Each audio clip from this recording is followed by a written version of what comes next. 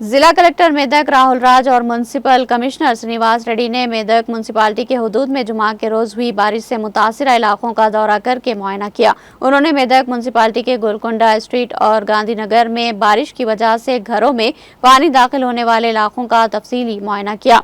जिला कलेक्टर राहुल राज ने कहा कि जिले में मौसलाधार बारिश के पेश नजर अवाम और अहदेदारों को चौकन्ना रहना चाहिए। इस मौके पर उन्होंने कहा कि मेदक म्युनिसिपालिटी के मुख्तलिफ वार्ड्स में शदीद बारिश की वजह से सैलाबी पानी नशेबी इलाकों में दाखिल हो रहा है, जिसका हल तलाश करते हुए फौरी इमदादी इक़दामात पर तवज्जो मरकूज कर रहे हैं।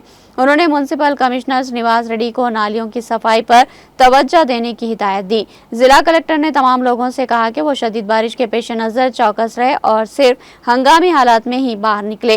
उन्होंने कहा कि हमारे जिले मेदक में बाज़ मुकामात पर भारी बारिश रिकॉर्ड की गई है।